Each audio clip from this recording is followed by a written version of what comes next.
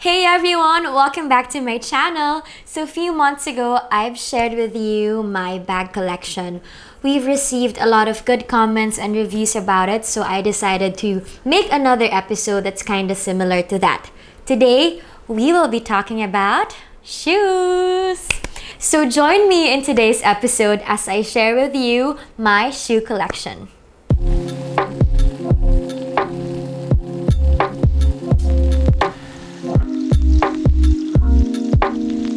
Okay, let's start. On to the first pair.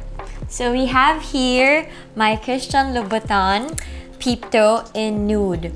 I think you're familiar with this pair because I think ito yung most used pair ko among all my shoes because I got this when I was 18. I am turning 25 now and I'm still using this. So I feel like this is one of the most used and pinaka-practical na nabili kong heels. I like this so much because it makes my legs long. Kasi, I don't know, 6 inches ata siya or even higher. And it's very classic. So you know me, if you watched my video about the bags, I like to go with classic pieces most of the time. So this one is a must-have for me. It's the classic Peep-toe. In fact, I love it so much. I got a black one too, and also a white one. So it's okay to invest with pairs na feeling mo magagamit mo. Like for me, I feel like yung white and nude, you can never go wrong with those colors. Next pair, we have here my gold slinky heels from Stuart Weitzman. I think they call this one Nudist. Correct me if I'm wrong na lang. So this one, I like it because usually I wear this pair every time I have events. So pag usually nakagown ako or medyo formal, I wear this. I like it because it's very comfy, but still, it's pretty. Stuart Weitzman. Okay, so we have here the black version of that. Hindi ako masyado nagba-black heels, but if there's a pair na sobra ko nagagamit sa lahat ng events or sometimes concerts or just dinner or sa dates, it's this pair. Because it's very classic. Actually, it's just plain black. I like it because, as I mentioned kanina, with this one, kaya kong mag-stand on these heels for like hours. So usually, if I have events and gusto ko maka-move around ako, this is the perfect pair for that. So again, it's from Stuart Weitzman. There you have it. It's very simple, but I think for girls talaga you have to invest with white, isang nude, and isang black. Kapag meron ka ng tatlong colors na yan, you're good to go. Kaya mo na yun paikot-ikutin sa maraming outfits. And believe me, this pair, magagamit mo to. So invest on black heels too. Okay, break muna tayo sa heels. I'll be sharing with you naman my parang mga flats. This is one of my favorites. This is from Gucci. I like this because this is a very classic piece or style from Gucci.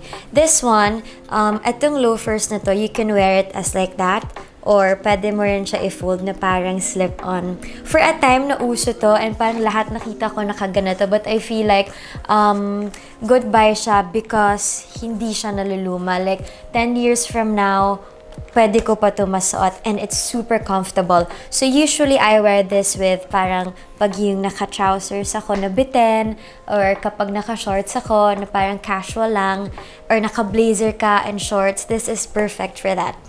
So it's loafers from Gucci. Okay, after Gucci, next, this one naman, my Oxfords from Chanel. I remember binili ko to kasama rin si Mama nung nag-out of the country kami.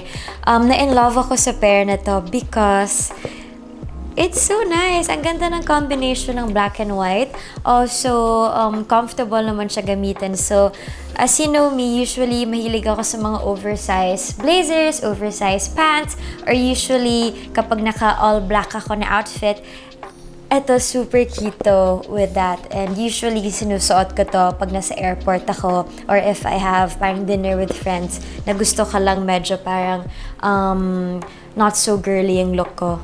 Ito yan. very relaxed, but still it's very classy. Next pair, we have here my flats from Chanel. I like this because DJ gave this to me, so this pair is very important.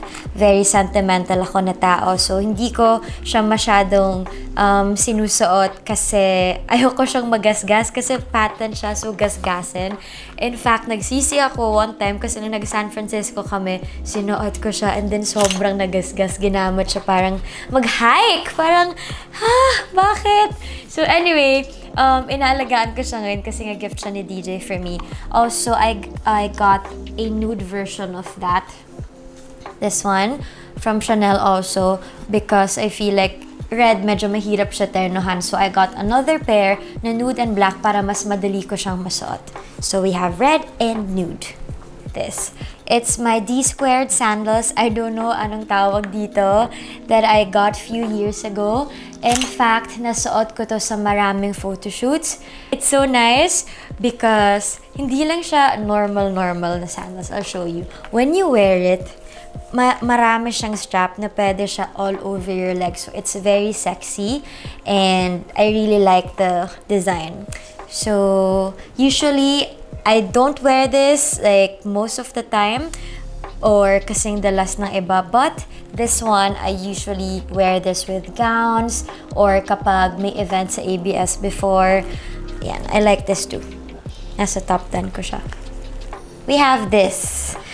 Actually, gift to sa akin ng isang online shop, Curated Looks from Mona. Thank you, Mona. She gave this to me. This is my first pair of Amina Muaddi. I like it because every time I wear this, feeling ko hindi ako naka-heels. Kasi para siyang, yan, super maliit lang yung heels niya, mababa lang. Pero ang ganda niya sa paa. Ang linis niya tingnan. And sinuot ko to sa Lazada shoot ko recently. So okay siya the whole day then. It's important for me rin kasi with shoes na hindi lang maganda but something na I can walk around, yung makakagalaw pa rin ako. Kino-consider ko yung comfort din sometimes. So this one, it's very comfortable from Amina Muaddi. Moving on to the next pair, we have here this one. Mostly pinakita ko sa inyo puro nude and neutral colors. So ito yung one of my few heels na medyo bold yung color, which is red. This one gift to me rin. This was given to me by Lovelocks by Ate Amy. I love this so much kasi this one, yung parang satin na ribbon niya, parang very 90s yung vibe niya. Pag sinuot mo, pwede mo siya i-bow. And then, I remember I wore this pair when we shot Yes Magazine, yung 100 Most Beautiful with DJ. Ito yung sinuot ko with a red dress. So, medyo mahirap lang siya ternohan, but if you want to invest on something na may pop of color, something na parang iba lang, I think this is a good pair as well. I'm not sure if they still sell this. Yan. It's so pretty.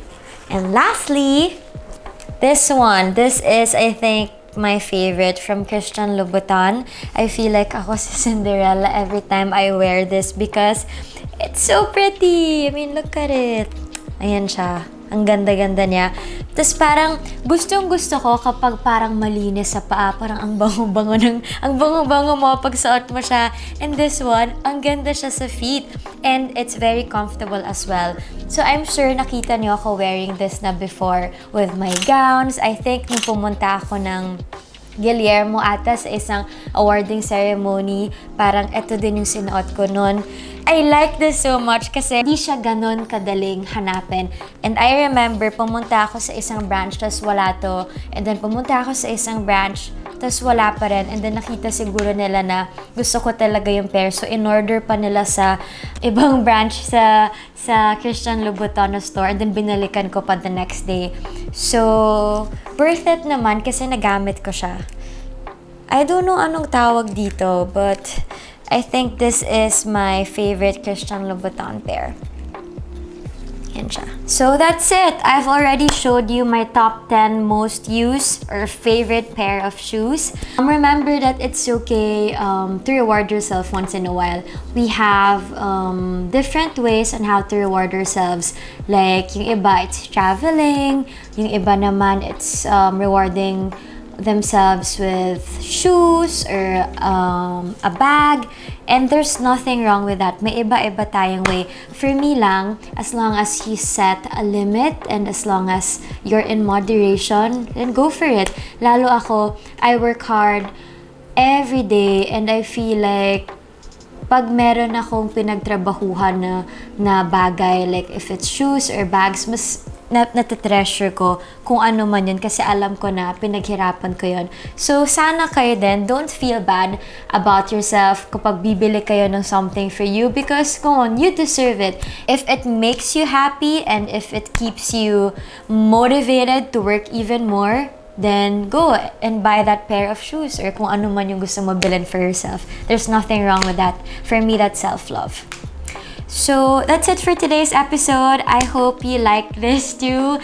And if you want me to do anything, please comment it sa comment section if ano pa yung gusto nyo makita from my collection.